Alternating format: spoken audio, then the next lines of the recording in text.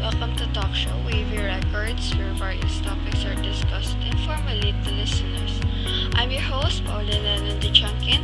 It's a great honor and a very great opportunity to be interviewing such a brilliant writer. Ladies and gentlemen, please help me welcome our distinguished guest, Mr. Zoilo Galang.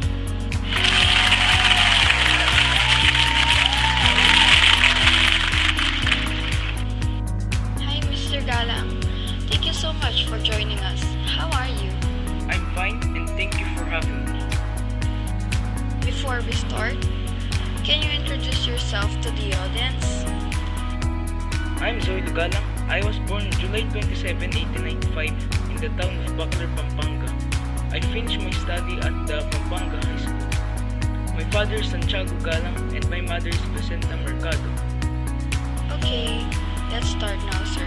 For the first question, when did you start writing? I initially worked as a stenographer in both Spanish and English languages. Then in 1921, I realized that I am good at writing. Aside from being a stenographer, what are your other jobs? I also work as a writer of history publications, which are used by elementary students such as Leaders of the Philippines in 1932, Important Characters in Philippine History in 1939, Mario and Minda in 1940, and School and Community in 1950. What was the most surprising thing that you've learned in creating your books?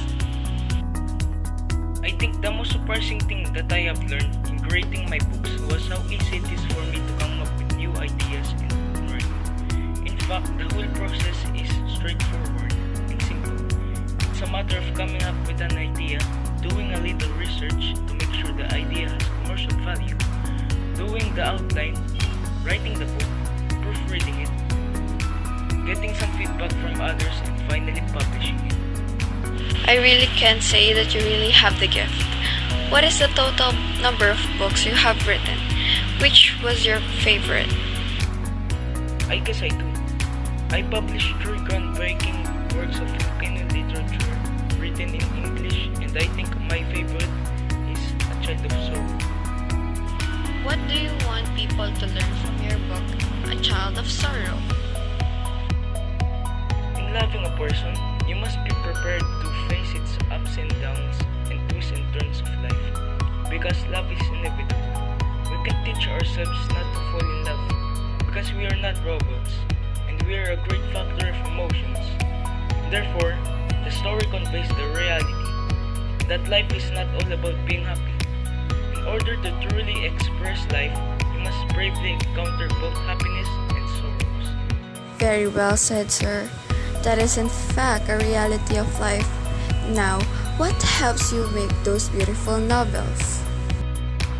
Giving importance to the provincial life has a big influence in writing my novels. As you can observe, thinking, beliefs, feelings help me in creating my novel, writing what I perceive in our country. Can you please name some more of your literary works? Some of the literary works I have written are A Child of Sorrow, which I have mentioned earlier, then Tales of the Philippines, The Box of Ashes and Other Stories, and The Best Thing in the World.